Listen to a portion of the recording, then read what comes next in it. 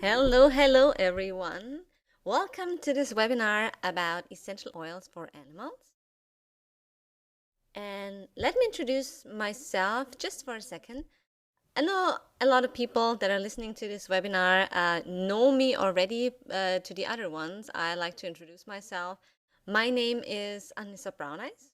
I am from Austria and I am an essential oil enthusiast. I'm traveling the world teaching about essential oils, especially like one thing that is very near and dear to my heart is the use of essential oils with animals. I am a doTERRA wellness advocate. I am physician certified aroma consultant. I have been a craniosacral omnipath for many years. I'm also certified in the Masterson method as a Masterson practitioner. And just a little tip for all you horse people out there, just research the Masterson method. There's a great book and DVD out there, so I can highly recommend it to do it yourself with your horses. And of course, I am a total animal lover. Right now, my four-legged family contains of one dog, and you see her in the pictures. It's the blonde, cute little doggy girl called Yuma. She is very active, and I mean, she's just such a joyful, playful light in our lives. We have three horses and four chickens. And as you can see, like in the upper left picture, that was a horse I was working with in Geneva. The picture on the upper right was taken in Canada. So I love to travel the world and talk about essential oils and show people how to use them and also explain how they can use them on their own. And I know there are a lot of animal lovers on and listening to this. Some of you already have some experience with essential oils. Others are fairly new to them. And that's a great thing, even if you're new. We're going to start right off with the basics. And let me tell you, they are very great and I mean awesome to use for animals. Why? And why it is actually pretty easy to tell what oil is right for an animal. But let me start off with like the basics. What are essential oils?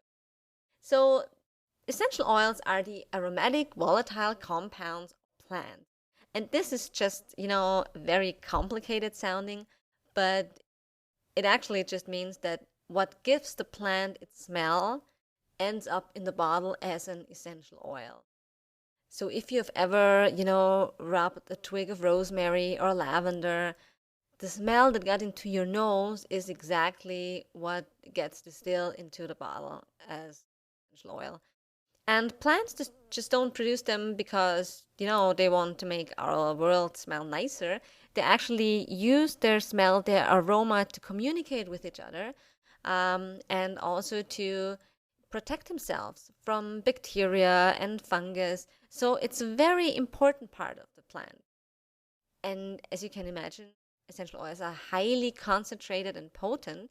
It often takes quite a bit of plant material to produce just a little bottle of essential oil, and they're 50 to 80 times stronger than dried herbs. So, just to give you an idea, one drop of peppermint essential oil equals about 28 cups of peppermint tea. So I don't want you to be afraid of essential oils if you know, like, oh my gosh, just one drop is like this strong. But I want you to know that it does not take a lot of oil to really have a big effect. Another thing that I really want to point out when working with essential oils, only use the absolute best quality, especially with your animals, because they cannot give you easy feedback like as a human being. We can say, oh, this kind of smells weird or it feels weird. I mean, animals do, but it's harder for us to listen. So I want to make sure you only use CPTG certified pure therapeutic grade essential oils. There's a reason for that because there is no international standard that regulates the quality of essential oils. I mean, practically every producer, every company has their own standards, and they can choose the test they're going to take.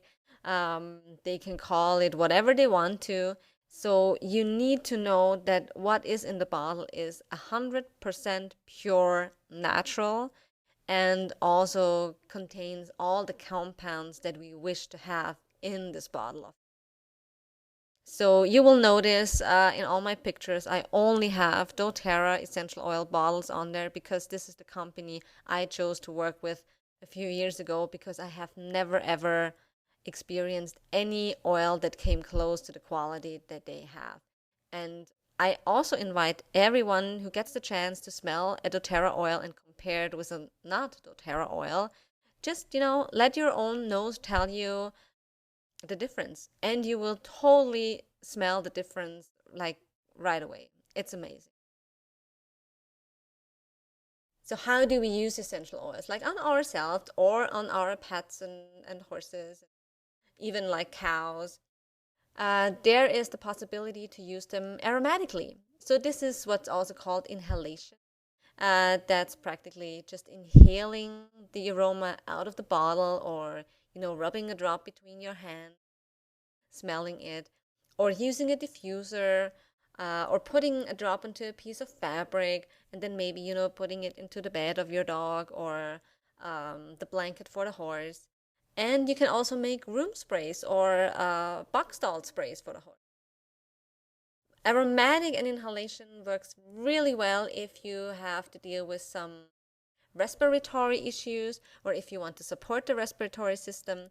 Also, if it comes to mood, if you want your animal to relax, it's great to use it aromatically.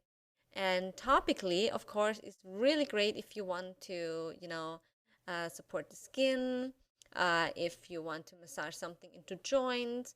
Of course, cuts and scrapes you will apply topically, and if you use essential oils as an insect repellent.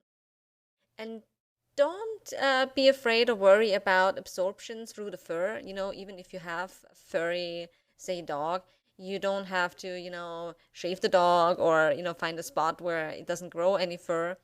It's perfectly fine. I mean, the hair will absorb the essential oil to the bloodstream. And if you choose to use essential oil internally, which I do myself, and oftentimes animals choose to lick the oil off the hands, or sometimes try to lick the bottle, that's perfectly fine if you use CPTG quality. Of course, again, very important that it's all natural and you don't use a huge amount. I mean, as I said, one drop peppermint oil, 28 cups of tea, just in comparison. I mean, that's crazy. And this tells you that one drop goes very, very long way, especially in animals. But by all means, it's perfectly fine if they take them. Very interesting is what is called the self-selection process in animals, and there's even a word for that. So this is called zoopharmacognosy, which is basically just the science of instinctive or trained selection of remedies. Not only remedies, basically everything the animal wants to take or use in a specific situation. So what we also call instinct, an animal isn't feeling well, so it chooses a plant that will help to get better, which is nice outside, like in free nature, but it's very hard to support that when you have your horse in a pasture, and of course, your dog in your garden. But we can kind of use the self-selection process to help them show us what oil they need in what situation. So one example with the self-selection, I mean, what you can see here is the diffuser in the background, and this is my dog Yuma. I took this picture. It was like in early spring, kind of wintry from the weather, and we were out and about, and it was raining, and it was cold, and around noonish, because we were out in the morning, and early afternoon, she started, to sniffle a little bit, had a little cough. So I was like, oh, maybe she caught, bit of a cold. So I wanted to support her lungs and, make her feel better. So especially during the night, I put on this diffuser. I put in a few drops of an essential oil blend that is made specifically for the respiratory system. And she has multiple places to sleep. Like she's on the couch. Usually at night when we go to bed, she takes the spot right next to our bed where she has her blanket and stays there for 1 or 2 hours and then goes back to the couch.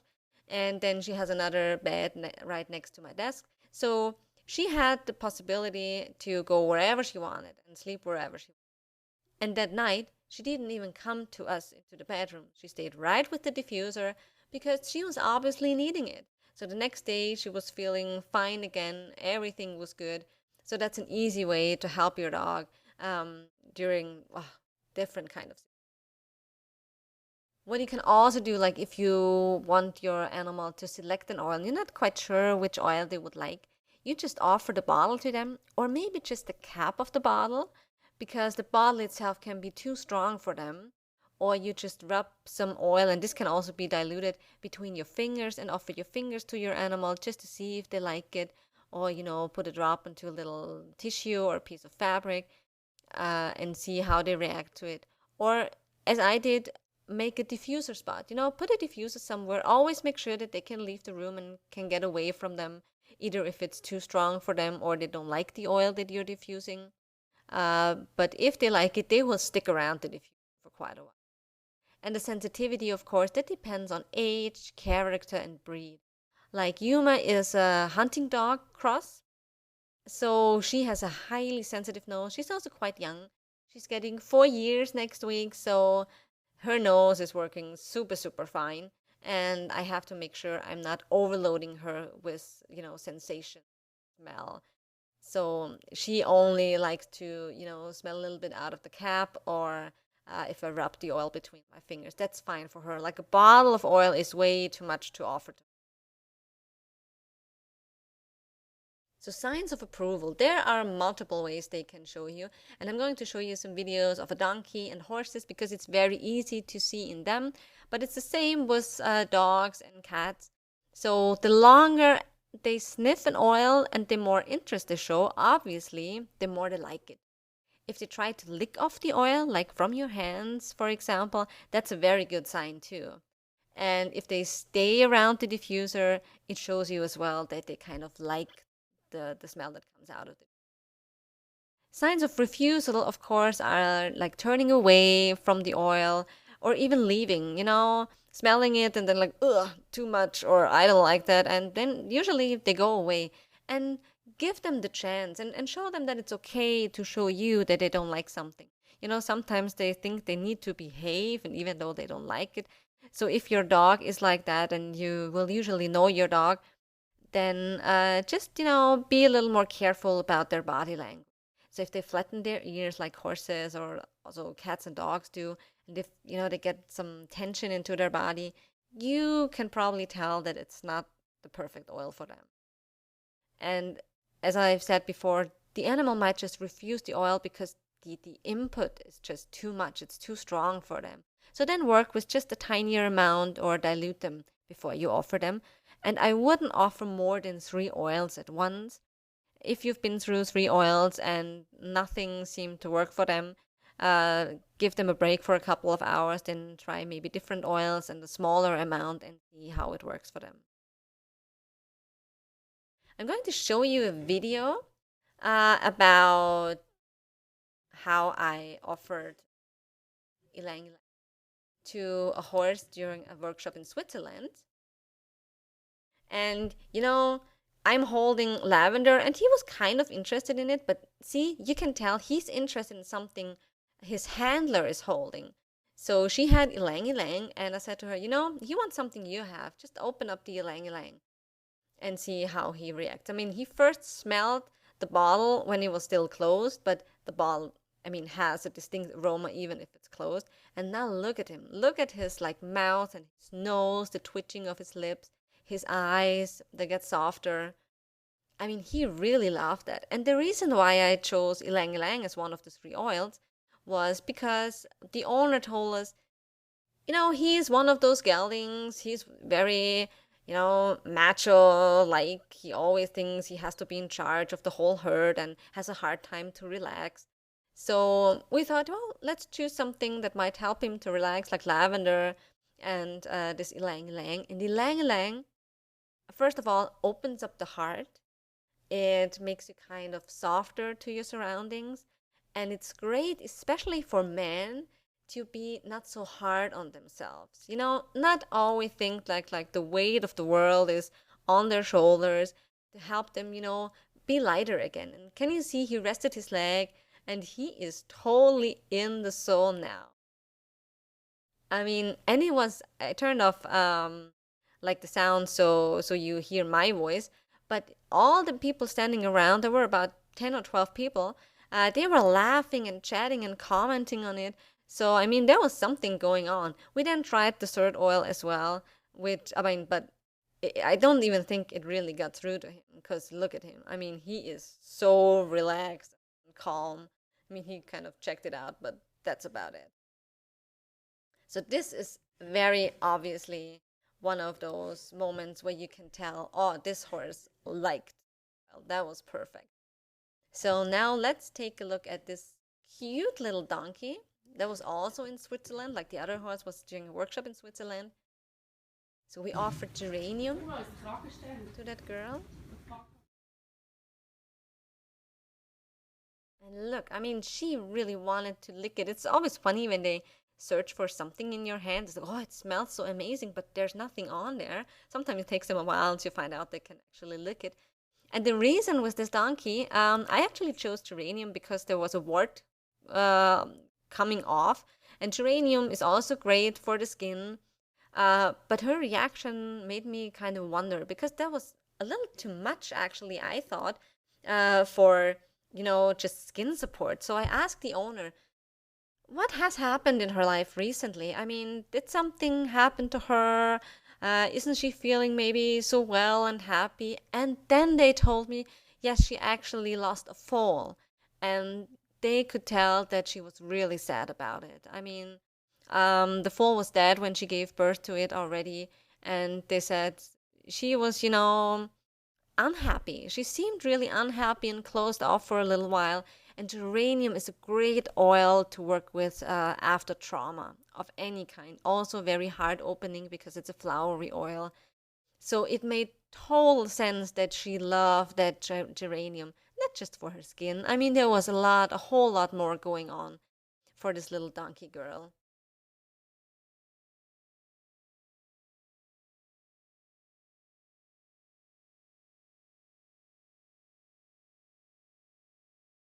Is this? That was also in Switzerland. And this is a no. Look, she's checking it out just to make sure it's not a treat. And then she's like, no, thank you, not interested. Very obvious. I mean, she's more interested in her handler. And she gave it a try. I mean, she was a good girl. But again, I think she was just checking as well if it was a treat. But obviously, no, nothing for her. So it's important that, this is a sign of refusal. It can be different, the horse can smell it and then, you see in her face like, oh, no, no, I don't like that. So this was kind of soft, um, but still very obvious. So this was Canada, Canada. And look, this horse took a sniff, then took a little break, just, processed it and came back again. It was like, no, no, no, no, don't go away with it. Let me have another sniff. So this is also a sign of interest. And then he tried to lick the bottle. So this was, but he needed, at first, the first sniff he took, the first time he experienced it, it was more of a, whew, what's that? Oh, actually, I like that. And then he came back. So this is was very cute and pretty horse. Those were some examples that I want.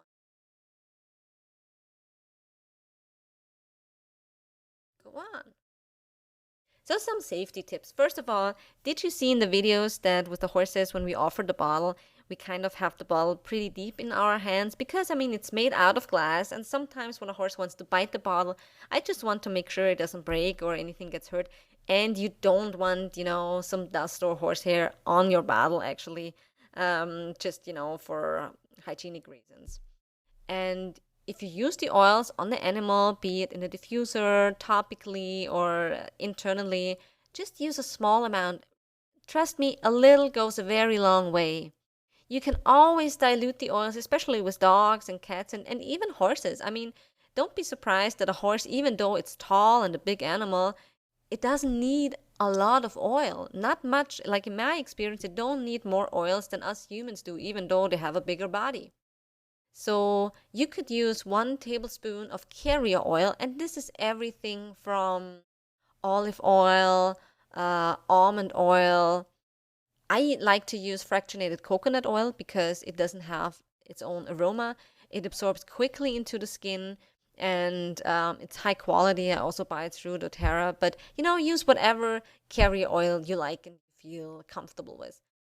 And then just into 1 tablespoon of carrier oil, put 1 to 2 drops of essential oil, and then use just 1 drop of this mixture. With cats, I would even use up to 2 tablespoons of carrier oil and just 1, 2, maybe 3 drops of essential oil, depending on the oil. Especially dilute if you're working with a hot oil. So hot, you will be able to tell it's everything that smells hot already, would be oregano, thyme, cinnamon, cassia, often spices that we know also taste hot. If you're using a diffuser, as I said, give the animal the possibility to leave the room, to get away from it. Avoid melaleuca, which is tea tree with cats. We're going to talk about it just in a second. And if your pet has any known diseases, talk to your veterinarian first. Like with everything that you would do to support, on a natural level, just make sure your veterinarian knows about it and just talk about it with. And never ever put essential oils into eyes or ears or onto noses, of course. Just don't do that. It's absolutely not necessary. So even with yourself, don't put them into your eyes. I mean, that's crazy. You don't want to do. You can dab it around an eye if you need to, dab it around the ear, massage it into the ear, into the earlobes, but don't drop it in. So cats are very sensitive. Every cat owner will know. But we can use essential oils on them. We just need to highly dilute them. And I like to use diffusers around cats. And they will tell you if they like to diffuse. I mean, sometimes I hear people talk about like, oh, cats hate essential oils. That's actually not true. I mean, especially if it's a high quality oil. I've been around a lot and I've been into many, many homes that had cats. And we often put on a diffuser with like a citrus oil, like wild orange. And I don't know who started to say the citrus oils are not safe for cats, because I've had many cats that, lay underneath the diffuser. And I mean, there were big rooms. They could have been everywhere, but they enjoyed the diffuser. And they're also great. Like one veterinarian uses the diffuser with a respiratory blend in them for cats. Because, I mean, if you have ever owned a cat or been around cats for a longer period of time, you know that using an inhaler on a cat is just, a nightmare. And in the diffuser, they really like it. They enjoy it. So let your cat tell you if they like it or not. And, just give them the room to say no. But oftentimes they really love it. And oh, to the melaleuca, I just wanted to briefly talk about it. There has been a study in the 90s where scientists took 3 cats, shaved them, and used 20 ml melaleuca oil on each cat, like 20 ml on every cat. This is a crazy amount, and I have no idea what quality the melaleuca oil was, which again, melaleuca is tea tree. And this is like if you would put us, like as humans, into a bathtub of essential oils. That's way, way too much. Crazy amount. One of these poor cats died during the study, and the other 2, they could be saved, but I mean, it was very risky and they weren't feeling well at all. So my experience is that cats can absolutely take a small amount of melaleuca. They are missing one enzyme in the liver that would help them metabolize one of the compounds in melaleuca, but a small amount does not seem to be a big problem for them. Actually, in the respiratory blend, one of the parts is melaleuca. Of course, 1 drop of the whole blend only contains a tiny amount, but they don't seem to mind that. But if I offered melaleuca like pure to a cat, they don't enjoy that. So my advice is just don't use it on them. Most of them don't like it anyway. There are many alternatives to melaleuca, to tea tree. But it's not quite as it often you will read and find online if you look at the study.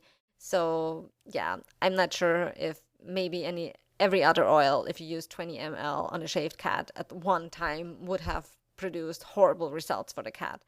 So just be more careful around your cats. So let's talk about my favorite oils for animals. Peppermint is a great one, especially now here in Europe. It's summer and peppermint is very cooling, so I like to make cooling sprays for horses especially. You could also make, a little bit of a softer, lighter one for dogs. Just take a glass spray bottle, put in some water and a few drops of peppermint oil, shake it, of course, before you use it, and spray the horse with it. And a lot of horses like peppermint oil. I mean, they like the taste and the smell of it, and it really feels cooling. You can do it yourself, actually, if you're getting hot, or put a drop onto the back of your neck. It's really cooling, refreshing, and it also supports healthy digestion. Lavender is one of those Swiss Army knives of oils. It can do so much.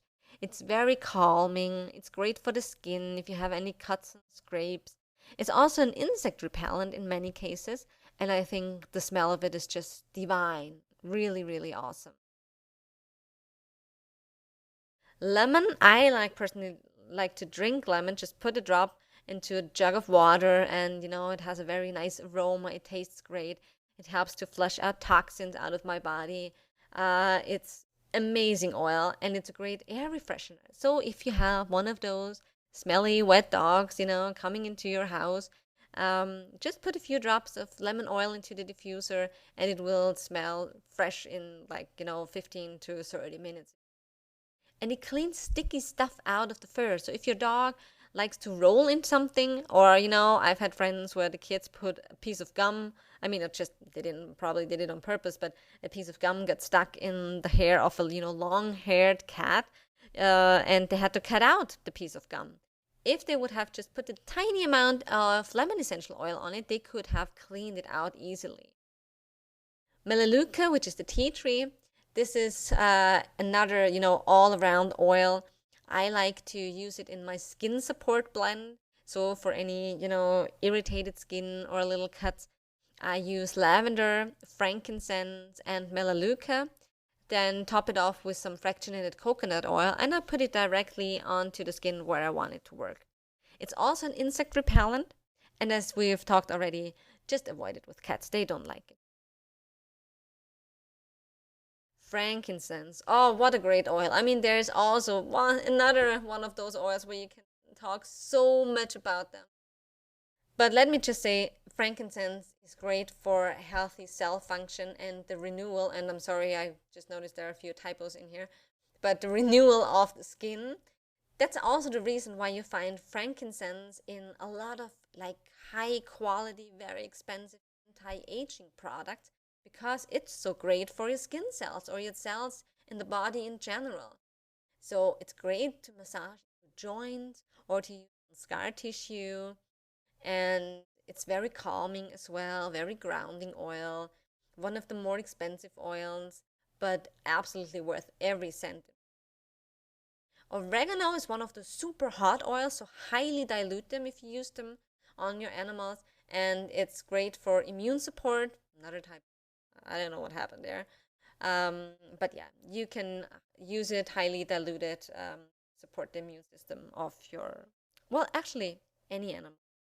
But it's a strong oil, so I guess not a lot of animals will really like it. But you can try to offer it to them. Just make sure that they don't lick it off if it's not diluted because it's so hot tasting as well. On Guard. Ah, what an amazing, amazing blend. So this contains cinnamon, wild orange. It also has rosemary in it. Amazing oil. Also great for the immune system. It's purifying, cleaning to the ear.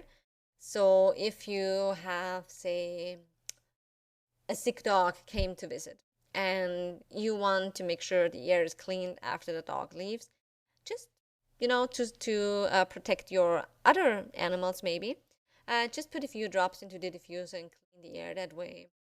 Then the breathe oil we talked about, that was the blend that I used on my dog when she started, to have a little cough.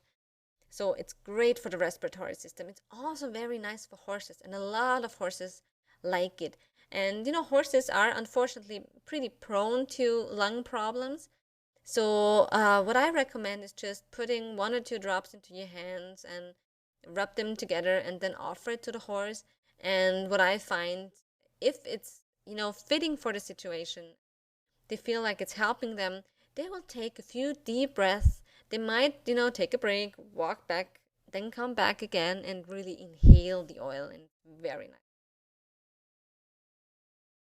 The deep blue is the so-called soothing blend. It's great for joints and muscles. With horses, we like to use it, with some carrier oil after they have been to a show or, racing horses, competition horses, just to support, to help the joints and the muscles regenerate again. It's also nice for people, of course. Maybe for all the animals, for the joint, it's a great blend. Just make sure it's a strong smelling blend. So you want to dilute it or not put it onto the front paws, but you can put it onto their backs, for example. With cats, I would highly dilute it, but it's a great blend. I've had horses want to lick it off. It contains wintergreen, so that's one of the oils, and you see it has a different cap. It has a child-safe cap, so it's not necessarily very good to ingest. I mean, the horse just licks off your hand after it's absorbed to your skin. It won't kill the horse or anything, but don't put it into their food, for example. And yeah, some horses really wanted to lick it off, and I was very surprised by that. So still, if they want to lick it off, I'm not putting it into their feed, but I put it on to some parts of their body. The digestion is the digestive blend. It's one of my favorite blends. This contains like ginger, peppermint, caraway, um, ah, great oil, coriander seeds. So I like to use it whenever I feel, a bit bloated or I have overeat. Or I mean, my stomach is pretty sensitive, and maybe you have an animal, especially like horses as well, are highly sensitive in their with their digestion, and a lot of horses like it. So this is one you could feed to them. Start with just 1 drop in their feed, and don't use more than 5. I think 1 to 5 drops is more than enough for horses, and uh, especially dogs. You can rub it into the back paws of your dog. Just use some carrier oil with it. If they want to lick it off, that's fine as well. You could also use it in the diffuser if you like to. But that's one of the oils that I enjoy to take internally myself or offer it to the animal to take.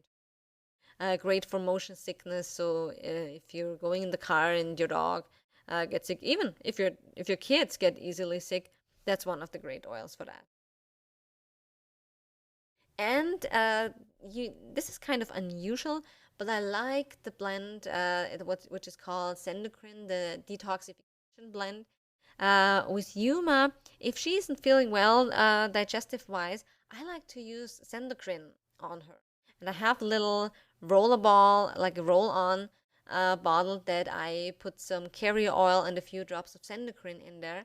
And whenever, her digestive system kind of gets out of whack because of excitement, or maybe she has eaten something that didn't sit too well with her, I rub this onto her back paws, and she really lets me do that. Although she's very sensitive to oils, if she isn't, feeling too well in her tummy, she likes it. And it has helped like a charm the last few times. And it's great, of course, for healthy liver function. So with horses, sometimes this can be an issue, or after they have been on medication, you might want to support the liver. Terra Shield is a repellent blend. So this is great against ticks and mosquitoes. It's a little harder with flies, especially horse flies, but I still use it, and it smells like so flowery and nice. It just gotten a new formula which smells a little more woodsy, or like, it has wood oils in there, tree oils in there.